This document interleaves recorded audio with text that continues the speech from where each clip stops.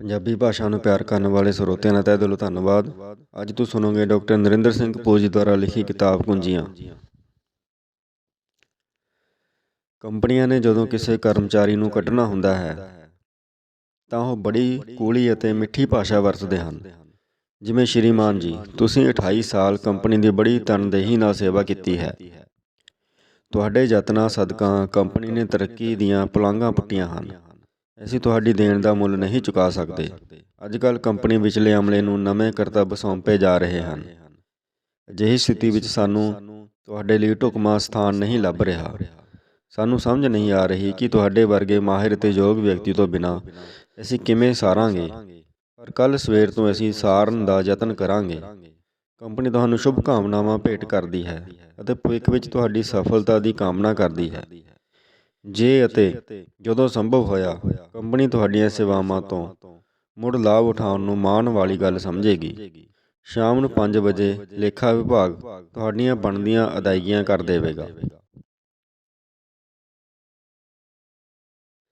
ਇੱਕ ਵਾਰੀ ਇੱਕ ਵਿਅਕਤੀ ਆਪਣੇ ਗੱਡੇ 'ਤੇ ਇੱਕ ਜੰਗਲ ਵਿੱਚੋਂ ਲੰਘ ਰਿਹਾ ਸੀ।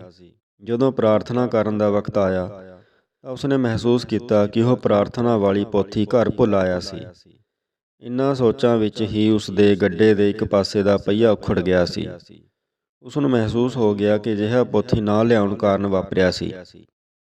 ਜਿਵੇਂ ਵੀ ਸੀ, ਜਿੱਥੇ ਵੀ ਸੀ, ਉਸਨੇ ਆਪਣੇ ਕੋਲੋਂ ਪ੍ਰਾਰਥਨਾ ਜੋੜ ਕੇ ਕਿਹਾ, ਹੇ ਪ੍ਰਮਾਤਮਾ, ਅੱਜ ਮੇਰੇ ਤੋਂ ਪ੍ਰਾਰਥਨਾ ਵਾਲੀ ਪੋਥੀ ਭੁੱਲਣ ਦੀ ਮੂਰਖਤਾ ਹੋਈ ਹੈ। ਮੇਰੀ ਯਾਦ ਸ਼ਕਤੀ ਚੰਗੀ ਨਹੀਂ ਸੀ, ਜਿਸ ਕਾਰਨ ਮੈਨੂੰ ਪ੍ਰਾਰਥਨਾ ਯਾਦ ਨਹੀਂ। ਇਸ ਹਾਲਤ ਵਿੱਚ ਮੈਂ ਆਪਣੀ ਭਾਸ਼ਾ ਦੇ ਸਾਰੇ ਅੱਖਰ 5 ਵਾਰ ਬੋਲਾਂਗਾ। ਤੁਸੀਂ ਜਾਣੀ ਜਾਣ ਹੋ। ਜਿਹੋ ਜਿਹੀ ਪ੍ਰਾਰਥਨਾ ਤੁਹਾਨੂੰ ਪਸੰਦ ਹੈ, ਤੁਸੀਂ ਆਪ ਜੋੜ ਲੈਣਾ।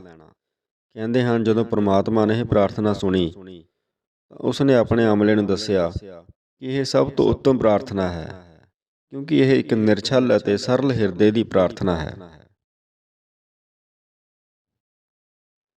ਇੱਕ ਬਹਿਰੇ ਲੜਕੇ ਨੇ ਕਿਹਾ, ਤੁਹਾਡੇ ਸਾਰਿਆਂ ਲਈ ਮੈਂ ਬਹਿਰਾ ਹਾਂ, ਮੇਰੇ ਲਈ ਤੁਸੀਂ ਸਾਰੇ ਗੂੰਗੇ ਹੋ। ਸੰਸਾਰ ਵਿੱਚ ਹਰ ਕਿਸੇ ਵਿੱਚ ਕੋਈ ਨਾ ਕੋਈ ਘਾਟ ਹੈ। ਸੰਸਾਰ ਵਿੱਚ ਹਰ ਕਿਸੇ ਦਾ ਆਪਣਾ ਦ੍ਰਿਸ਼ਟੀਕੋਣ ਹੈ। ਝਗੜੇ ਅਤੇ ਟਕਰਾਓ ਜੀਵਨ ਦਾ ਲਾਜ਼ਮੀ ਭਾਗ ਹੁੰਦੇ ਹਨ।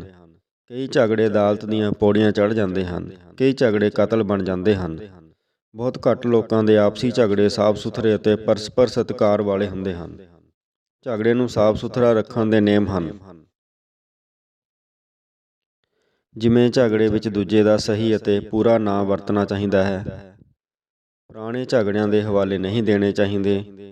ਜਿਸ ਮਸਲੇ ਬਾਰੇ ਝਗੜਾ ਹੈ ਉਸ 'ਤੇ ਕੇਂਦਰਿਤ ਰਹਿਣਾ ਚਾਹੀਦਾ ਹੈ। ਦੂਜੇ ਦੀ ਕਹੀ ਗੱਲ ਦੇ ਆਪਣੇ ਮਨਚਾਹੇ ਅਰਥ ਨਹੀਂ ਕੱਢਣੇ ਚਾਹੀਦੇ। ਦੋਸ਼ਾਂ ਦੀ ਭੀੜ ਨਹੀਂ ਕਰਨੀ ਚਾਹੀਦੀ। ਤੂੰ ਹਮੇਸ਼ਾ, ਤੂੰ ਕਦੇ ਨਹੀਂ, ਜਾਂ ਉਹ ਇੱਥੇ ਰਹੇਗੀ ਜਾਂ ਮੈਂ ਰਹਾਂਗੀ। ਜੇ ਤੂੰ ਸ਼ਾਮ ਤੱਕ ਇੱਥੇ ਨਾ ਗਈ, ਮੈਂ ਧੱਕੇ ਮਾਰ ਕੇ ਕੱਢ ਦਿਆਂਗਾ ਆਦਿ ਵਾਕ ਨਹੀਂ ਵਰਤਣੇ ਚਾਹੀਦੇ। ਭੈੜੇ ਸ਼ਬਦ, ਹੁੰਡੀਆਂ ਦਲੀਲਾਂ, ਪੁਰਾਣੇ ਗਿਲੇ ਸ਼ਿਕਵੇ, ਪੁਰਾਣੇ ਝਗੜੇ ਦੁਹਰਾਣੇ ਨਹੀਂ ਚਾਹੀਦੇ। ਆਪਣਾ ਪੱਖ ਦਲੀਲਾਂ ਨਾਲ ਪ੍ਰਗਟਾਉਣਾ ਚਾਹੀਦਾ ਹੈ। ਉਹ ਮੂਰਖ ਹੁੰਦੇ ਹਨ ਜਿਹੜੇ ਆਪਸੀ ਝਗੜੇ ਨੂੰ ਗੰਦਾ ਕਰ ਲੈਂਦੇ ਹਨ। ਮੂਰਖ ਨਾ ਬਣੋ। ਆਪਣਾ ਝਗੜਾ ਸਿਆਣਿਆਂ ਵਾਂਗ ਨਜਿੱਠੋ। ਇੱਕ ਮਹਾਂਪੁਰਸ਼ ਨੂੰ ਦੇਵ ਬਾਣੀ ਹੋਈ, ਜਿਤਨੀ ਉਮਰ ਤੂੰ ਮੰਗੇਗਾ ਉਤਨੀ ਮਿਲ ਜਾਵੇਗੀ। ਬਜ਼ੁਰਗ ਤਾਂ ਉਹ ਪਹਿਲਾਂ ਹੀ ਸੀ। ਉਸਨੇ ਕੁੱਲ 80 ਸਾਲ ਦੀ ਉਮਰ ਮੰਗੀ। ਸ਼ਰਧਾਲੂਆਂ ਨੇ ਕਿਹਾ, ਤੁਸੀਂ ਲੱਖ ਸਾਲ ਦੀ ਉਮਰ ਮੰਗਣੀ ਸੀ, ਤਾਂ ਕਿ ਅਨੇਕਾਂ ਪੀੜ੍ਹੀਆਂ ਤੁਹਾਡੇ ਗਿਆਨ ਤੋਂ ਲਾਭ ਉਠਾਉਂਦੀਆਂ। ਮਹਾਂਪੁਰਸ਼ ਨੇ ਕਿਹਾ, ਜੇ ਮੇਰੀ ਉਮਰ 1 ਲੱਖ ਸਾਲ ਹੁੰਦੀ ਤਾਂ ਕਿਸੇ ਨੇ ਮੇਰੇ ਗਿਆਨ ਦੀ ਪਰਵਾਹ ਨਹੀਂ ਸੀ ਕਰਨੀ। ਹਰ ਕਿਸੇ ਨੇ ਉਮਰ ਲੰਬੀ ਕਰਨ ਦੇ ਤਰੀਕੇ ਹੀ ਪੁੱਛਣੇ ਸਨ। ਵਿਸ਼ਵ ਪ੍ਰਸਿੱਧ ਸੰਗੀਤਕਾਰ ਪਾਗਾਨੀਨੀ ਨੇ ਇੱਕ ਸ਼ਾਮ ਨੂੰ ਇੱਕ ਪ੍ਰਸਿੱਧ ਮੰਚ ਉੱਤੇ ਵਾਇਲਨ ਵਜਾਉਣ ਦੀ ਪੇਸ਼ਕਾਰੀ ਕਰਨੀ ਸੀ। ਜਦੋਂ ਮੰਚ 'ਤੇ ਜਾਣ ਤੋਂ ਪਹਿਲਾਂ ਉਸਨੇ ਆਪਣੀ ਵਾਇਲਨ ਦਾ ਬਕਸਾ ਖੋਲ੍ਹਿਆ ਤਾਂ ਉਹ ਵੇਖ ਕੇ ਹੈਰਾਨ ਪਰੇਸ਼ਾਨ ਹੋਇਆ ਕਿ ਕਿਸੇ ਨੇ ਉਸਦੀ ਅਸਲੀ ਵਾਇਲਨ ਕੱਢ ਕੇ ਉਸਦੀ ਥਾਂ ਇੱਕ ਪੁਰਾਣੀ ਸਧਾਰਨ ਵਾਇਲਨ ਰੱਖ ਦਿੱਤੀ ਸੀ। ਹਾਲ ਸਰੋਤਿਆਂ ਨਾਲ ਭਰਿਆ ਹੋਇਆ ਸੀ। ਅਤੇ ਪਾਗਾਨੀਨੀ ਦੀ ਬੇਸਬਰੀ ਨਾਲ ਉਡੀਕ ਹੋ ਰਹੀ ਸੀ। ਵਕਤ ਹੀ ਨਹੀਂ ਸੀ ਕਿ ਕਿਸੇ ਹੋਰ ਵਾਇਲਨ ਦਾ ਪ੍ਰਬੰਧ ਕੀਤਾ ਜਾ ਸਕਦਾ। ਪਰੇਸ਼ਾਨ ਪਾਗਾਨੀਨੀ ਨੇ ਆਪਣਾ ਮਨ ਇਕਾਗਰ ਕੀਤਾ ਅਤੇ ਪੁਰਾਣੀ ਸਧਾਰਨ ਵਾਇਲਨ ਨਾਲ ਦਰਸ਼ਕਾਂ ਦੇ ਸਨਮੁਖ ਹੋਇਆ। ਉਸ ਦੀ ਪੇਸ਼ਕਾਰੀ ਨੂੰ ਸਰੋਤਿਆਂ ਨੇ ਖਲੋ ਕੇ ਲਗਾਤਾਰ ਕਈ ਮਿੰਟ ਤਾੜੀਆਂ ਮਾਰ ਕੇ ਸਲਾਹਿਆ। ਉਸ ਸਮੇਂ ਪਾਗਾਨੀਨੀ ਨੇ ਵਾਇਲਨ ਬਦਲੇ ਜਾਣ ਦੀ ਗੱਲ ਦੱਸੀ ਅਤੇ ਕਿਹਾ ਕਿ ਸੰਗੀਤ ਸਾਜ਼ ਵਿੱਚ ਨਹੀਂ ਹੁੰਦਾ, ਸੰਗੀਤਕਾਰ ਵਿੱਚ ਹੁੰਦਾ ਹੈ। ਉਸ ਦਾ ਇਹ ਵਾਕ ਵਿਸ਼ਵ ਭਰ ਵਿੱਚ ਪ੍ਰਸਿੱਧ ਹੋਇਆ।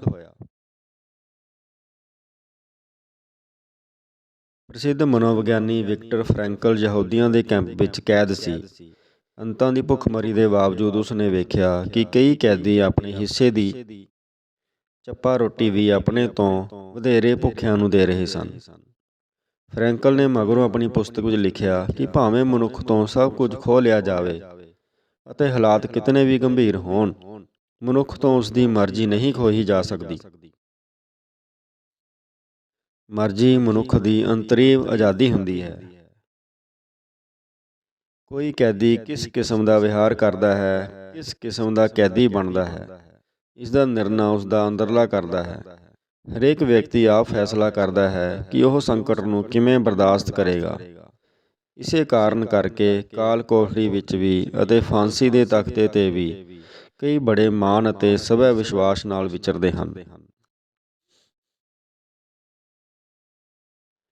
ਵਿਸ਼ਵ ਦੇ ਪ੍ਰਸਿੱਧ ਕਾਰ ਨਿਰਮਾਤਾ ਫੋਰਡ ਦੇ ਦਫ਼ਤਰ ਵਿੱਚ ਨਵਾਂ ਭਰਤੀ ਹੋਇਆ ਇੰਜੀਨੀਅਰ ਆਇਆ। ਗੱਲ ਕਰਨ ਉਪਰੰਤ ਇੰਜੀਨੀਅਰ ਨੇ ਫੋਰਡ ਨੂੰ ਪੁੱਛਿਆ, ਮੈਂ ਜ਼ਿੰਦਗੀ ਵਿੱਚ ਕਾਮਯਾਬ ਕਿਵੇਂ ਹੋ ਸਕਦਾ ਹਾਂ? ਫੋਰਡ ਅਰਥਾਤ ਫੋਰਡ ਨੇ ਬੜੇ ਧੀਰਜ ਨਾਲ ਕਿਹਾ, ਜਿਹੜਾ ਵੀ ਕੰਮ ਕਰੋਗੇ, ਜਿਹੜਾ ਵੀ ਕੰਮ ਆਰੰਭੋ, ਉਸ ਨੂੰ ਪੂਰਾ ਕਰੋ। ਫੋਰਡ ਇਸੇ ਢੰਗ ਨਾਲ ਕਾਮਯਾਬ ਹੋਇਆ ਸੀ। ਇੱਕ ਉਦਾਸ, ਮਾਯੂਸ ਵਿਅਕਤੀ ਸਭ ਕੁਝ ਤਿਆਗ ਕੇ ਆਤਮਘਾਤ ਦੇ ਇਰਾਦੇ ਨਾਲ ਨੇੜਲੇ ਜੰਗਲ ਵਿੱਚ ਰੱਬ ਨਾਲ ਆਖਰੀ ਮੁਲਾਕਾਤ ਕਰਨ ਲਈ ਗਿਆ। ਉਸ ਨੇ ਕਿਹਾ, ਪਰਮਾਤਮਾ, ਕੀ ਤੁਸੀਂ ਮੈਨੂੰ ਆਤਮਘਾਤ ਨਾ ਕਰਨ ਦਾ ਕੋਈ ਕਾਰਨ ਦੱਸ ਸਕਦੇ ਹੋ? ਆਵਾਜ਼ ਆਈ, ਆਲੇ ਦੁਆਲੇ ਵੇਖ, ਜਿਹੜੇ ਬੂਟੇ ਉੱਗੇ ਹੋਏ ਹਨ ਉਹ ਹਰੇ ਭਰੇ ਹਨ। ਮੈਂ ਬਾਂਸ ਦਾ ਬੀਜ ਵੀ ਬੀਜਿਆ ਸੀ। ਪਹਿਲੇ ਦੂਜੇ ਸਾਲ ਕੁਝ ਨਹੀਂ ਹੋਇਆ। ਮੈਂ ਆਸ ਨਹੀਂ ਛੱਡੀ। 5ਵੇਂ ਸਾਲ ਬਾਂਸ ਦੇ ਬੀਜ ਵਿੱਚੋਂ ਘਾਹ ਵਰਗਾ ਛੋਟਾ ਜਿਹਾ ਆਕਾਰ ਉੱਭਰਿਆ। 6 ਮਹੀਨੇ ਵਿੱਚ ਹੀ ਬਾਂਸ 40 ਫੁੱਟ ਵੱਧ ਗਿਆ। ਬਾਂਸ ਦੇ ਉਸ ਬੂਟੇ ਨੇ ਸਮਾਂ ਵਿਅਰਥ ਨਹੀਂ ਗਵਾਇਆ। ਉਸਨੇ 5 ਸਾਲ ਆਪਣੀਆਂ ਜੜ੍ਹਾਂ ਡੂੰਘੀਆਂ ਕਰਨ ਵਿੱਚ ਲਾਏ ਸਨ। ਉਹਨਾਂ ਮਜ਼ਬੂਤ ਜੜ੍ਹਾਂ ਨੇ ਉਸ ਬਾਂਸ ਨੂੰ ਸਾਰੇ ਝੱਖੜਾਂ ਅਤੇ ਤੂਫਾਨਾਂ ਨੂੰ ਬਰਦਾਸ਼ਤ ਕਰਨ ਦਾ ਬਲ ਦਿੱਤਾ ਹੈ। ਹੁਣ ਬਾਂਸ ਨੂੰ ਕਦੇ ਵੀ ਆਤਮਘਾਤ ਕਰਨ ਦਾ ਖਿਆਲ ਨਹੀਂ ਆਵੇਗਾ। ਤੈਨੂੰ ਤਾਂ ਮੈਂ ਅਕਲ ਵੀ ਦਿੱਤੀ ਹੈ।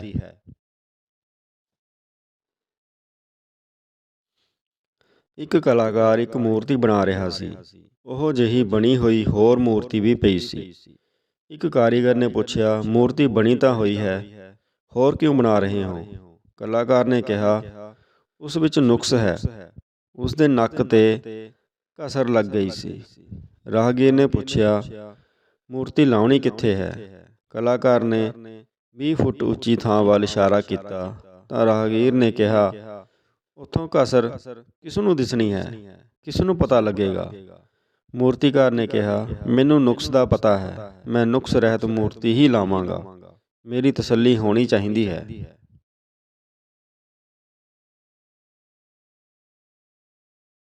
ਅਮਰੀਕਾ ਦਾ ਰਾਸ਼ਟਰਪਤੀ ਰੂਜ਼ਵੈਲਟ ਫੁੜੀਆਂ ਅਤੇ ਫਹੀਆਂ ਕੁਰਸੀ ਵਰਤਦਾ ਸੀ। ਉਹ ਅਮਰੀਕਾ ਦਾ ਸਭ ਤੋਂ ਲੰਮਾ ਅਰਸਾ ਰਾਸ਼ਟਰਪਤੀ ਰਿਹਾ। ਉਸਨੇ ਅਮਰੀਕਾ ਨੂੰ ਮਹਾਨ ਮੰਦੀ ਵਿੱਚੋਂ ਬਾਹਰ ਕੱਢਿਆ ਅਤੇ ਦੂਜੇ ਵਿਸ਼ਵ ਯੁੱਧ ਵਿੱਚ ਅਮਰੀਕਾ ਦੀ ਅਗਵਾਈ ਕੀਤੀ। 39 ਸਾਲ ਦੀ ਉਮਰ ਵਿੱਚ ਉਸਦੇ ਸਰੀਰ ਦਾ ਥੱਲਵਾਂ ਹਿੱਸਾ ਅਧਰੰਗ ਦਾ ਸ਼ਿਕਾਰ ਹੋ ਗਿਆ ਸੀ। ਅਧਰੰਗ ਉਪਰੰਤ ਰੂਜ਼ਵੈਲਟ ਨਿਡਰ ਹੋ ਗਿਆ। ਉਸਨੇ ਰਾਸ਼ਟਰਪਤੀ ਦਾ ਕਾਰਜ ਇਤਨੀ ਦਲੇਰੀ ਅਤੇ ਦ੍ਰਿੜਤਾ ਨਾਲ ਕੀਤਾ ਕਿ ਲੋਕ ਭੁੱਲ ਗਏ ਕਿ ਉਹ ਵਿਕਲਾਂਗ ਸੀ। ਰੂਜ਼ਵੈਲਟ ਨੇ ਕਿਹਾ ਸੀ, ਰੁਕਣ ਦਾ ਇੱਕ ਹੀ ਢੰਗ ਹੈ, ਚੱਲਣ ਦੇ ਅਨੇਕਾਂ ਤਰੀਕੇ ਹਨ। ਅਮਰੀਕਾ ਦੇ ਇਤਿਹਾਸ ਵਿੱਚ 4 ਵਾਰੀ ਰਾਸ਼ਟਰਪਤੀ ਚੁਣੇ ਜਾਣ ਵਾਲਾ ਉਹ ਇਕੱਲਾ ਰਾਸ਼ਟਰਪਤੀ ਸੀ। ਹੁਣ ਅਮਰੀਕਾ ਵਿੱਚ ਕੋਈ ਵੱਧ ਤੋਂ ਵੱਧ 2 ਵਾਰੀ ਰਾਸ਼ਟਰਪਤੀ ਚੁਣਿਆ ਜਾ ਸਕਦਾ ਹੈ। ਇੱਕ ਜੋੜਾ ਗਵਾਂਢ ਵਿੱਚ ਬਦਲ ਕੇ ਆਇਆ। ਅਗਲੇ ਦਿਨ ਸਵੇਰੇ ਪਹਿਲਾਂ ਹੀ ਉੱਥੇ ਰਹਿੰਦੀ ਪਤਨੀ ਨੇ ਆਪਣੇ ਚੁਬਾਰੇ ਦੀ ਬੰਦ ਬਾਰੀ ਵਿੱਚੋਂ ਵੇਖਿਆ ਕਿਸੇ ਨੇ ਤਾਰ ਤੇ ਕੱਪੜੇ ਪਾਏ ਹੋਏ ਸਨ। ਪਤਨੀ ਨੇ ਕਿਹਾ, ਕੱਪੜੇ ਸਾਫ਼ ਤਾਂ ਹੋਏ ਨਹੀਂ। ਉਹ ਜਦੋਂ ਵੀ ਸੁੱਕਣੇ ਪਾਏ ਕੱਪੜੇ ਵੇਖਦੀ ਹਰ ਵਾਰੀ ਕਿਹਾ ਕਰਦੀ ਸੀ, ਸਾਬਣ ਚੰਗਾ ਨਹੀਂ ਵਰਤਿਆ। ਲਗਭਗ 1 ਮਹੀਨੇ ਮਗਰੋਂ ਪਤਨੀ ਨੇ ਇੱਕ ਦਿਨ ਵੇਖਿਆ ਕੱਪੜੇ ਸਾਫ਼ ਸਨ। ਪਤਨੀ ਨੇ ਕਿਹਾ, ਲੱਗਦਾ ਹੈ ਕਿਸੇ ਨੇ ਉਸ ਨੂੰ ਕੱਪੜੇ ਧੋਣ ਦਾ ਸਹੀ ਢੰਗ ਦੱਸ ਦਿੱਤਾ ਹੈ। ਉਸ ਨੂੰ ਪੁੱਛਾਂਗੀ ਕਿ ਕਿਹੜੇ ਸਾਬਣ ਨਾਲ ਧੋਤੇ ਹਨ। ਪਤੀ ਨੇ ਕਿਹਾ, ਅੱਜ ਮੈਂ ਕੁਝ ਸਵੇਰੇ ਜਾਗ ਪਿਆ ਸੀ ਅਤੇ ਮੈਂ ਬਾਰੀਆਂ ਦੇ ਸ਼ੀਸ਼ੇ ਸਾਫ਼ ਕੀਤੇ ਹਨ। ਜ਼ਿੰਦਗੀ ਵਿੱਚ ਵੀ ਇਵੇਂ ਹੁੰਦਾ ਹੈ। ਕਈ ਵਾਰੀ ਸਾਡੀ ਨਜ਼ਰ ਸਾਫ਼ ਨਹੀਂ ਹੁੰਦੀ ਅਤੇ ਸਾਨੂੰ ਸਾਰੇ ਮੈਲੇ ਅਤੇ ਭੈੜੇ ਵਿਖਾਈ ਦਿੰਦੇ ਹਨ। ਠੇਲਾ ਚਲਾਉਣ ਵਾਲੇ ਇੱਕ ਵਿਅਕਤੀ ਦੀ ਬੁੱਢੀ ਖੱਚਰ ਖੂਹ ਵਰਗੇ ਵਿੱਚ ਡੂੰਘੇ ਟੋਏ ਵਿੱਚ ਡਿੱਗ ਪਈ।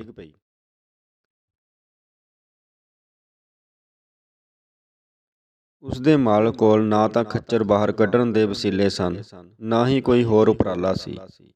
ਉਸਨੇ ਟੋਏ ਵਿੱਚ ਡਿੱਗੀ ਖੱਚਰ ਨੂੰ ਉੱਥੇ ਹੀ ਦਫਨਾਉਣ ਦਾ ਫੈਸਲਾ ਕੀਤਾ ਅਤੇ ਹੋਰਾਂ ਦੀ ਮਦਦ ਨਾਲ ਉਸ ਟੋਏ ਵਿੱਚ ਮਿੱਟੀ ਦੇ ਤਸਲੇ ਪਾਉਣੇ ਆਰੰਭ ਕੀਤੇ। ਜਿਹੜੀ ਮਿੱਟੀ ਖੱਚਰ ਦੇ ਪੈਂਦੀ ਉਸ ਨੂੰ ਖੱਚਰ ਝਾੜ ਦਿੰਦੀ ਸੀ। ਟੋਏ ਦਾ ਫਰਸ਼ ਉੱਚਾ ਹੋ ਰਿਹਾ ਸੀ। ਇੱਕ ਪੜਾਅ ਤੇ ਭੁੱਖੀ ਅਤੇ ਥੱਕੀ ਹੋਈ ਖੱਚਰ ਮਿੱਟੀ ਨਾਲ ਭਰੇ ਖੂਹ ਵਰਗੇ ਟੋਏ ਵਿੱਚੋਂ ਬਾਹਰ ਆ ਗਈ। ਲੋਕ ਤਾਂ ਖੱਚਰ ਨੂੰ ਦਫਨਾਉਣ ਦਾ ਉਪਰਾਲਾ ਕਰ ਰਹੇ ਸਨ, ਪਰ ਖੱਚਰ ਮੁਸੀਬਤ ਵਿੱਚੋਂ ਨਿਕਲਣ ਦਾ ਯਤਨ ਕਰ ਰਹੀ ਸੀ। ਇੱਕ ਵਿਅਕਤੀ ਨੇ ਮਨੋਵਿਗਿਆਨੀ ਨੂੰ ਫੋਨ ਕੀਤਾ, ਮੈਂ ਬਹੁਤ ਨਿਰਾਸ਼ ਹਾਂ, ਆਤਮਘਾਤ ਕਰਨ ਲੱਗਾ ਹਾਂ।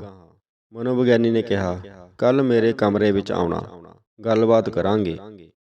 ਆਤਮਘਾਤੀ ਨੇ ਕਿਹਾ, ਮਿਲਣ ਦਾ ਕੋਈ ਲਾਭ ਨਹੀਂ, ਕੁਝ ਨਹੀਂ ਬਚਿਆ, ਕੋਈ ਆਸ ਨਹੀਂ, ਜੀਵਨ ਵਿੱਚ ਹਨੇਰਾ ਹੀ ਹਨੇਰਾ ਹੈ। ਮਨੋਵਿਗਿਆਨੀ ਨੇ ਕਿਹਾ, ਇੱਕ ਵਾਰੀ ਮੈਨੂੰ ਵੇਖ ਤਾਂ ਲੈਣ ਦਿਓ, ਮੈਨੂੰ ਮਿਲਣਾ। ਕੱਲ੍ਹ ਦਾ ਕੀ ਮਤਲਬ ਹੈ, ਮੈਂ ਤਾਂ ਅੱਜ ਰਾਤ ਨੂੰ ਮਰ ਜਾਣਾ ਹੈ। ਮਨੋਵਿਗਿਆਨੀ ਨੇ ਕਿਹਾ, ਫਿਰ ਹੁਣੇ ਆ ਜਾਓ। ਉਸ ਨੂੰ ਮਨੋਵਿਗਿਆਨੀ ਨੇ ਇੱਕ ਕਾਗਜ਼ ਪੈਨਸਲ ਦੇ ਕੇ ਵਿਚਕਾਰ ਲਕੀਰ ਮਾਰ ਕੇ ਕਿਹਾ, ਇੱਕ ਪਾਸੇ ਜੋ ਗਵਾਚ ਗਿਆ ਹੈ ਉਹ ਲਿਖੋ, ਦੂਜੇ ਪਾਸੇ ਜੋ ਬਚ ਗਿਆ ਹੈ ਉਹ ਲਿਖੋ। ਆਤਮਘਾਤੀ ਨੇ ਕਿਹਾ, ਕੁਝ ਬਚਿਆ ਹੀ ਨਹੀਂ, ਦੂਜੇ ਖਾਨੇ ਦੀ ਲੋੜ ਹੀ ਨਹੀਂ। ਜਦੋਂ ਆਤਮਘਾਤੀ ਨੇ ਪਹਿਲਾ ਪਾਸਾ ਲਿਖ ਦਿੱਤਾ ਤਾਂ ਮਨੋਵਿਗਿਆਨੀ ਨੇ ਉਸ ਨੂੰ ਸਾਹਮਣੇ ਬੈਠ ਕੇ ਕਿਹਾ, ਜੋ ਕੁਝ ਬਚਿਆ ਹੈ ਉਸ ਨੂੰ ਮੈਂ ਦਰਜ ਕਰਦਾ ਹਾਂ। ਪਤਨੀ ਨੇ ਕਦੋਂ ਤਲਾਕ ਦਿੱਤਾ ਸੀ? ਮੇਰੀ ਪਤਨੀ ਮੇਰੇ ਨਾਲ ਰਹਿੰਦੀ ਹੈ, ਤਲਾਕ ਦਾ ਕੀ ਮਤਲਬ? ਮਨੋਵਿਗਿਆਨੀ ਨੇ ਬਚਣ ਵਾਲੀਆਂ ਚੀਜ਼ਾਂ ਵਿੱਚ ਪਹਿਲੇ ਨੰਬਰ ਤੇ ਲਿਖਿਆ, ਵਿਆਹ ਬਚ ਗਿਆ ਹੈ। ਫਿਰ ਪੁੱਛਿਆ, ਅਧਰੰਗ ਕਦੋਂ ਹੋਇਆ ਸੀ? ਆਤਮਘਾਤੀ ਨੇ ਕਿਹਾ, ਕੋਈ ਅਧਰੰਗ ਨਹੀਂ ਹੋਇਆ, ਮੇਰਾ ਸਾਰਾ ਸਰੀਰ ਠੀਕ ਹੈ। ਬਚਣ ਵਾਲੀ ਇਹ ਦੂਜੀ ਗੱਲ ਸੀ। ਤੁਹਾਡੇ ਬੱਚਿਆਂ ਨੂੰ ਜੇਲ੍ਹ ਕਦੋਂ ਹੋਈ ਸੀ? ਮੇਰੇ ਬੱਚਿਆਂ ਨੂੰ ਜੇਲ੍ਹ ਨਹੀਂ ਹੋਈ, ਉਹ ਮੇਰੇ ਕੋਲ ਰਹਿੰਦੇ ਹਨ। ਤੁਹਾਡੀ ਨਜ਼ਰ ਕਦੋਂ ਗੁਆਚੀ ਸੀ? ਮੇਰੀ ਨਜ਼ਰ ਬਿਲਕੁਲ ਠੀਕ ਹੈ। ਮਨੋਵਿਗਿਆਨੀ ਨੇ ਅਜਿਹੇ ਕਈ ਪ੍ਰਸ਼ਨ ਪੁੱਛੇ ਜਿਨ੍ਹਾਂ ਤੋਂ ਆਤਮਘਾਤੀ ਨੂੰ ਮਹਿਸੂਸ ਹੋਇਆ ਕਿ ਗੁਆਚਿਆ ਕੁਝ ਨਹੀਂ ਸੀ, ਸਭ ਕੀਮਤੀ ਚੀਜ਼ਾਂ ਬਚ ਗਈਆਂ ਸਨ। ਆਤਮਘਾਤੀ ਨੇ ਕਿਹਾ, ਮੈਂ ਸਮਝ ਗਿਆ ਹਾਂ, ਮਨ ਬਦਲਣ ਨਾਲ, ਵਿਚਾਰ ਬਦਲਣ ਨਾਲ ਹਾਲਤ ਬਦਲ ਜਾਂਦੀ ਹੈ। ਇੱਕ ਵਾਰੀ ਰਾਜਾ ਭੋਜ ਅਤੇ ਉਸ ਦਾ ਦਰਬਾਰੀ ਕਵੀ ਘੁੰਮਣ ਫਿਰਨ ਨਿਕਲੇ। ਚਲਦੇ ਚਲਦੇ ਉਹ ਦੂਰ ਜੰਗਲ ਵਿੱਚ ਨਿਕਲ ਗਏ। ਜਿੱਥੇ ਉਹ ਰਸਤਾ ਭੁੱਲ ਗਏ, ਉੱਥੇ ਉਹਨਾਂ ਨੇ ਇੱਕ ਬਜ਼ੁਰਗ ਔਰਤ ਨੂੰ ਨਿੱਕੀਆਂ ਲੱਕੜਾਂ ਇਕੱਠੀਆਂ ਕਰਦਿਆਂ ਵੇਖਿਆ। ਰਾਜਾ ਭੋਜ ਨੇ ਬਜ਼ੁਰਗ ਔਰਤ ਨੂੰ ਪੁੱਛਿਆ, ਇਹ ਰਸਤਾ ਕਿੱਥੇ ਜਾਂਦਾ ਹੈ? ਬਜ਼ੁਰਗ ਔਰਤ ਨੇ ਕਿਹਾ, ਇਹ ਰਸਤਾ ਕਿਧਰੇ ਨਹੀਂ ਜਾਂਦਾ, ਇਸ ਤੇ ਰਾਹੀ ਆਉਂਦੇ ਜਾਂਦੇ ਹਨ। ਤੁਸੀਂ ਕੌਣ ਹੋ? ਰਾਜੇ ਨੇ ਕਿਹਾ, ਅਸੀਂ ਰਾਹੀ ਹਾਂ। ਬਜ਼ੁਰਗ ਔਰਤ ਨੇ ਕਿਹਾ, ਸੰਸਾਰ ਵਿੱਚ ਕੇਵਲ 2 ਰਾਹੀ ਹਨ, ਸੂਰਜ ਅਤੇ ਚੰਦਰਮਾ। ਇਹਨਾਂ ਵਿੱਚੋਂ ਤੁਸੀਂ ਕੌਣ ਹੋ? ਕਵੀ ਮੇਘ ਨੇ ਉੱਤਰ ਦਿੱਤਾ, ਅਸੀਂ ਮਹਿਮਾਨ ਹਾਂ। ਉਸ ਔਰਤ ਨੇ ਕਿਹਾ, ਜ਼ਿੰਦਗੀ ਦੇ ਕੇਵਲ 2 ਮਹਿਮਾਨ ਹਨ, ਜਵਾਨੀ ਅਤੇ ਪੈਸਾ। ਇਹਨਾਂ ਦੋਹਾਂ ਵਿੱਚੋਂ ਤੁਸੀਂ ਕੌਣ ਹੋ? ਰਾਜੇ ਨੇ ਕਿਹਾ, ਅਸੀਂ ਸੰਤ ਹਾਂ। ਔਰਤ ਨੇ ਕਿਹਾ, ਸ਼ਾਂਤੀ ਅਤੇ ਪ੍ਰਸੰਨਤਾ ਦੋ ਹੀ ਸੰਤ ਹਨ। ਇਹਨਾਂ ਵਿੱਚੋਂ ਤੁਸੀਂ ਕੌਣ ਹੋ? ਰਾਜਾ ਭੋਜ ਅਤੇ ਕਵੀ ਮੇਘ ਦੋਵੇਂ ਉਸ ਬਜ਼ੁਰਗ ਇਸਤਰੀ ਦੀ ਸਿਆਣਪ ਅਤੇ ਉਸਦੇ ਸੁਭਾਵਕ ਪ੍ਰਗਟਾਵੇ 'ਤੇ ਹੈਰਾਨ ਸਨ। ਦੋਹਾਂ ਨੇ ਕਿਹਾ, ਅਸੀਂ ਅਗਿਆਨੀ ਹਾਂ। ਇੱਕ ਵਾਰੀ ਇੱਕ ਚੇਲੇ ਨੇ ਚੀਨੀ ਫਿਲਾਸਫਰ ਕਨਫਿਊਸ਼ੀਅਸ ਨੂੰ ਪੁੱਛਿਆ, ਇੱਕ ਚੰਗੀ ਹਕੂਮਤ ਦੇ ਲਾਜ਼ਮੀ ਤੱਤ ਕੀ ਹੁੰਦੇ ਹਨ? ਕਨਫਿਊਸ਼ੀਅਸ ਨੇ ਕਿਹਾ, ਰੱਜਣ ਲਈ ਭੋਜਨ, ਸੁਰੱਖਿਆ ਲਈ ਹਥਿਆਰ ਅਤੇ ਸਰਕਾਰ ਵਿੱਚ ਲੋਕਾਂ ਦਾ ਵਿਸ਼ਵਾਸ ਚੰਗੀ ਹਕੂਮਤ ਦੇ ਲਾਜ਼ਮੀ ਤੱਤ ਹੁੰਦੇ ਹਨ। ਚੇਲੇ ਨੇ ਪੁੱਛਿਆ, ਇਹਨਾਂ ਤਿੰਨਾਂ ਵਿੱਚੋਂ ਇੱਕ ਨੂੰ ਛੱਡਣ ਦੀ ਮਜਬੂਰੀ ਹੋਵੇ ਤਾਂ ਕਿਹੜਾ ਛੱਡਣ ਯੋਗ ਹੋਵੇਗਾ? ਕਨਫਿਊਸ਼ੀਅਸ ਨੇ ਕਿਹਾ, ਹਥਿਆਰਾਂ ਦਾ ਤਿਆਗ ਕੀਤਾ ਜਾ ਸਕਦਾ ਹੈ। ਚੇਲੇ ਨੇ ਪੁੱਛਿਆ, ਜੇ ਦੋ ਵਿੱਚੋਂ ਇੱਕ ਹੋਰ ਤਿਆਗਣ ਦੀ ਮਜਬੂਰੀ ਹੋਵੇ ਤਾਂ ਕਿਸ ਨੂੰ ਤਿਆਗਿਆ ਜਾਵੇ? ਭੋਜਨ ਤਿਆਗਿਆ ਜਾ ਸਕਦਾ ਹੈ। ਚੇਲੇ ਨੇ ਕਿਹਾ, ਪਰ ਭੋਜਨ ਤੋਂ ਬਿਨਾਂ ਤਾਂ ਪ੍ਰਜਾ ਮਰ ਜਾਵੇਗੀ। ਕਨਫਿਊਸ਼ੀਅਸ ਨੇ ਕਿਹਾ, ਮਰਨਾ ਹਮੇਸ਼ਾ ਹੀ ਮਨੁੱਖਾਂ ਦੀ ਹੋਣੀ ਰਹੀ ਹੈ, ਪਰ ਜਿਸ ਦਾ ਹਾਕਮ ਅਤੇ ਹਕੂਮਤ ਉੱਤੇ ਵਿਸ਼ਵਾਸ ਨਹੀਂ, ਉਹ ਨਾ ਪ੍ਰਜਾ ਰਹਿੰਦੀ ਹੈ ਨਾ ਉਹ ਹਾਕਮ ਰਹਿੰਦਾ ਹੈ। ਡਰ ਜ਼ਿੰਦਗੀ ਦਾ ਬੜਾ ਮਹੱਤਵਪੂਰਨ ਅਧਿਆਪਕ ਅਤੇ ਪ੍ਰੇਰਕ ਹੈ। ਡਰ ਸਾਡੇ ਵਿਕਾਸ ਲਈ ਜ਼ਰੂਰੀ ਹੈ, ਕਿਉਂਕਿ ਡਰ ਕਾਰਨ ਸਾਡਾ ਦਿਮਾਗ ਉਹਨਾਂ ਗੱਲਾਂ ਅਤੇ ਚੀਜ਼ਾਂ ਵੱਲ ਧਿਆਨ ਦਿੰਦਾ ਹੈ ਜਿਨ੍ਹਾਂ ਪ੍ਰਤੀ ਉਂਝ ਅਸੀਂ ਅਵੇਸਲੇ ਹੁੰਦੇ ਹਾਂ। ਪ੍ਰੀਖਿਆ 'ਚੋਂ ਫੇਲ ਹੋਣ ਦਾ ਡਰ ਮਿਹਨਤ ਕਰਨ ਲਈ ਪ੍ਰੇਰਦਾ ਹੈ। ਹਾਰਨ ਦਾ ਡਰ ਸਾਰੀ ਟੀਮ ਵਿੱਚ ਏਕਤਾ ਉਪਜਾਉਂਦਾ ਹੈ। ਦੁਰਘਟਨਾ ਦਾ ਡਰ ਸਾਨੂੰ ਚੌਕਸ ਡਰਾਈਵਰ ਬਣਾਉਂਦਾ ਹੈ। ਡਰਾਉਣ ਵਾਲੀਆਂ ਚੀਜ਼ਾਂ ਤੋਂ ਲੁਕਣ ਦੀ ਥਾਂ ਉਹਨਾਂ ਨਾਲ ਨਿਪਟਣਾ ਚਾਹੀਦਾ ਹੈ। ਸਾਰੀਆਂ ਕਾਢਾਂ ਅਤੇ ਸਾਰੇ ਉਪਰਾਲੇ ਡਰ ਅੱਗੇ ਝੁਕਣ ਤੋਂ ਇਨਕਾਰ ਦੀਆਂ ਉਦਾਹਰਨਾਂ ਹਨ। ਡਰ ਤੋਂ ਦੌੜਦਿਆਂ ਅਸੀਂ ਅਵਸਰਾਂ ਤੋਂ ਵੀ ਦੌੜ ਰਹੇ ਹੁੰਦੇ ਹਾਂ। ਡਰ ਵਿੱਚੋਂ ਲੰਘਦਿਆਂ ਮਹਿਸੂਸ ਹੋਵੇਗਾ ਕਿ ਡਰਨ ਵਾਲੀ ਕੋਈ ਗੱਲ ਨਹੀਂ। ਕਈ ਵਾਰੀ ਡਰ ਕਾਰਨ ਅਸੀਂ ਆਪਣਾ ਨੁਕਸਾਨ ਕਰ ਲੈਂਦੇ ਹਾਂ, ਪਰੰਤੂ ਇਹ ਨੁਕਸਾਨ ਕਿਸੇ ਬਹੁਤ ਵੱਡੇ ਨੁਕਸਾਨ ਤੋਂ ਬਚਣ ਦਾ ਸਬਕ ਵੀ ਸਿਖਾ ਜਾਂਦਾ ਹੈ।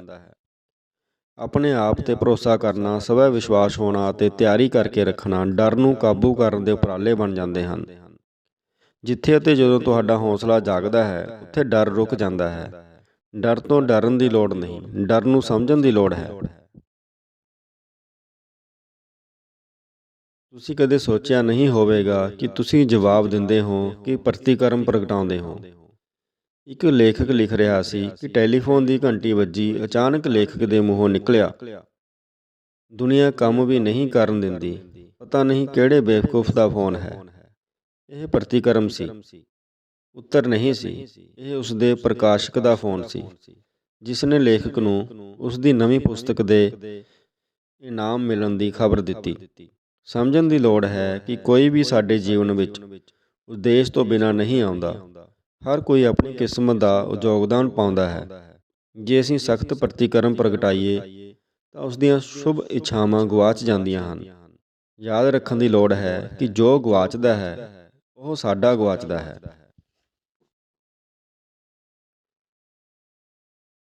ਇੱਕ ਚੰਗੀ ਇੰਜੀਨੀਅਰਿੰਗ ਸੰਸਥਾ ਦਾ ਵਿਦਿਆਰਥੀ ਆਪਣੀ ਕਿਸਮਤ ਅਜ਼ਮਾਉਣ ਕੈਨੇਡਾ ਗਿਆ। ਢੁਕਵਾਂ ਕੰਮ ਨਾ ਮਿਲਣ ਕਾਰਨ ਗੁਜ਼ਾਰੇ ਲਈ ਉਹ ਟੈਕਸੀ ਚਲਾਉਣ ਲੱਗ ਪਿਆ। ਉਸ ਨੂੰ ਕਹਾਣੀਆਂ ਲਿਖਣ ਦਾ ਵੀ ਸ਼ੌਂਕ ਸੀ। ਭਾਂਤ ਭਾਂਤ ਦੀਆਂ ਸਵਾਰੀਆਂ ਦੇ ਚਿਹਰੇ ਮੋਹਰੇ ਅਤੇ ਹਾਵਾਂ ਭਾਵਾਂ ਨੂੰ ਚਿੱਤਰਨ ਦੀ ਉਸ ਨੂੰ ਜਾਂਚ ਸੀ। ਉਸਨੇ ਸੁਣਿਆ ਹੋਇਆ ਸੀ ਕਿ ਪੁਰਸ਼ਾਂ ਦੀ ਜਿਤਨੀ ਡੂੰਘੀ ਸਮਝ ਵੇਸ਼ਵਾਵਾਂ ਕੋਲ ਹੁੰਦੀ ਹੈ, ਕਿਸੇ ਕੋਲ ਨਹੀਂ ਹੁੰਦੀ। ਉਰਦੂ ਅਤੇ ਪੰਜਾਬੀ ਦਾ ਪ੍ਰਸਿੱਧ ਕਹਾਣੀਕਾਰ ਮੰਟੋ ਵੇਸ਼ਵਾਵਾਂ ਕੋਲ ਜਾਂਦਾ ਸੀ ਅਤੇ ਉਹਨਾਂ ਨਾਲ ਆਪਣੇ ਅਨੁਭਵਾਂ ਦੀਆਂ ਕਹਾਣੀਆਂ ਲਿਖਦਾ ਸੀ। ਸਾਡਾ ਇੰਜੀਨੀਅਰ ਡਰਾਈਵਰ ਰਾਤ ਨੂੰ 10 ਵਜੇ ਤੋਂ ਮਗਰੋਂ ਦੀਆਂ ਸਵਾਰੀਆਂ ਨਾਲ ਗੱਲਾਂ ਕਰਦਿਆਂ ਉਹਨਾਂ ਨੂੰ ਆਪਣੀ ਕਹਾਣੀ ਸੁਣਾਉਣ ਲਾ ਲੈਂਦਾ ਸੀ। ਉਸ ਦਾ ਅਨੁਭਵ ਸੀ ਕਿ ਸਾਰੇ ਸਧਾਰਨ ਲੋਕ 10 ਵਜੇ ਤੋਂ ਪਹਿਲਾਂ ਹੀ ਘਰ ਪਹੁੰਚ ਜਾਂਦੇ ਹਨ ਅਤੇ ਇਸ ਮਗਰੋਂ ਜਿਹੜੇ ਲੋਕ ਇੱਧਰੋਂ ਉੱਧਰ ਜਾਂਦੇ ਹਨ ਉਹ ਬੜੇ ਦਿਲਚਸਪ ਹੁੰਦੇ ਹਨ ਅਤੇ ਹਰੇਕ ਦੀ ਇੱਕ ਕਹਾਣੀ ਹੁੰਦੀ ਹੈ। ਡਰਾਈਵਰ ਕਹਾਣੀਕਾਰ ਸਵਾਰੀਆਂ ਦੀਆਂ ਗੱਲਾਂ ਨੂੰ ਸੁਣਦਾ ਹੀ ਕਹਾਣੀ ਲਿਖਣ ਦੀ ਮਨਸਾ ਨਾਲ ਸੀ। ਉਹ ਰਾਤ ਦੀਆਂ ਸਵਾਰੀਆਂ ਦਾ ਇਤਨਾ ਪਾਰਖੂ ਹੋ ਗਿਆ ਕਿ ਉਸ ਨੂੰ ਸਵਾਰੀ ਵੇਖ ਕੇ ਹੀ ਪਤਾ ਲੱਗ ਜਾਂਦਾ ਸੀ ਕਿ ਇਹ ਮੈਨੂੰ ਇੱਕ ਕਹਾਣੀ ਦੇਵੇਗੀ। ਉਹ ਕਹਾਣੀਆਂ ਲਿਖ ਕੇ ਰਸਾਲਿਆਂ ਨੂੰ ਭੇਜਦਾ ਰਿਹਾ, ਜਿਨ੍ਹਾਂ ਤੋਂ ਉਸ ਨੂੰ ਟੈਕਸੀ ਨਾਲੋਂ ਵੀ ਵਧੇਰੇ ਆਮਦਨ ਹੋਣ ਲੱਗ ਪਈ। ਹੈ ਤਾਂ ਉਹ ਇੰਜੀਨੀਅਰ ਸੀ, ਪਰ ਸਫਲ ਉਹ ਕਹਾਣੀਕਾਰ ਵਜੋਂ ਹੋਇਆ। ਅਮਰੀਕਾ, ਕੈਨੇਡਾ ਅਫਸਰਾਂ ਦੇ ਦੇਸ਼ ਹਨ, ਜਿੱਥੇ ਹਰ ਕਿਸੇ ਨੂੰ ਅਵਸਰ ਮਿਲਦਾ ਹੈ। ਸਫਲਤਾ ਅਸਫਲਤਾ ਉਸ ਦੀ ਆਪਣੀ ਸਿਰਜੀ ਹੁੰਦੀ ਹੈ। ਲੂਈ ਪਾਸਚਰ ਨੂੰ 19ਵੀਂ ਸਦੀ ਦੇ ਦੂਜੇ ਅੱਧ ਵਿੱਚ ਰੇਸ਼ਮ ਦੇ ਕੀੜਿਆਂ ਨੂੰ ਲੱਗਣ ਵਾਲੇ ਇੱਕ ਰੋਗ ਸੰਬੰਧੀ ਖੋਜ ਦਾ ਕਾਰਜ ਸੌਂਪਿਆ ਗਿਆ। ਉਸਨੇ ਰੇਸ਼ਮ ਦੇ ਕੀੜੇ ਘਰ ਵਿੱਚ ਹੀ ਰੱਖੇ ਹੋਏ ਸਨ। ਉਸਨੂੰ ਪਤਾ ਲੱਗਾ ਕਿ ਰੇਸ਼ਮ ਦੇ ਕੀੜਿਆਂ ਨੂੰ ਇੱਕ ਨਹੀਂ 2 ਰੋਗ ਸਨ। ਕੀੜਿਆਂ ਤੋਂ ਲੱਗੇ ਰੋਗਾਂ ਦਾ ਇਲਾਜ ਲੱਭਦਿਆਂ ਇਹ ਰੋਗ ਉਸਦੇ 3 ਬੱਚਿਆਂ ਦੀ ਮੌਤ ਦਾ ਕਾਰਨ ਬਣੇ। ਇੱਕ ਮਿੱਤਰ ਨੇ ਸੋਗ ਪ੍ਰਗਟਾਉਂਦਿਆਂ ਕਿਹਾ ਕਿ ਤੁਸੀਂ ਬੜਾ ਹੌਸਲਾ ਵਿਖਾਇਆ ਹੈ। ਪਾਸਚਰ ਨੇ ਕਿਹਾ, ਹੌਸਲੇ ਬਾਰੇ ਤਾਂ ਮੈਂ ਬਹੁਤਾ ਜਾਣਦਾ ਨਹੀਂ, ਪਰ ਆਪਣਾ ਕਰਤੱਵ ਪਾਲਣਾ ਮੈਂ ਜਾਣਦਾ ਹਾਂ। ਉਸਨੇ ਕਿਹਾ, ਬੱਚਿਆਂ ਦੀ ਮੌਤ ਸਹਿਣ ਦਾ ਹੌਸਲਾ ਮੇਰੀ ਖੋਜ ਨੇ ਦਿੱਤਾ। ਜਦੋਂ ਕੋਈ ਕਿਸੇ ਵੱਡੇ ਕੰਮ ਵਿੱਚ ਲੱਗਿਆ ਹੋਵੇ, ਉਸ ਵਿੱਚ ਹੌਸਲਾ ਅਤੇ ਸਹਿਣ ਸ਼ਕਤੀ ਦੋਵੇਂ ਵੱਧ ਜਾਂਦੀਆਂ ਹਨ। ਅਗਰ ਤੁਸੀਂ ਇਸ ਕਿਤਾਬ ਨੂੰ ਆਨਲਾਈਨ ਆਰਡਰ ਕਰਨਾ ਚਾਹੁੰਦੇ ਹੋ, ਇਸ ਦਾ ਲਿੰਕ ਡਿਸਕ੍ਰਿਪਸ਼ਨ ਵਿੱਚ ਦੇ ਦਿੱਤਾ ਗਿਆ ਹੈ। ਚੈਨਲ ਨੂੰ ਸਬਸਕ੍ਰਾਈਬ ਕਰਨ ਲਈ ਧੰਨਵਾਦ। ਤੁਹਾਡਾ ਦਿਨ ਸ਼ੁਭ ਰਹੇ।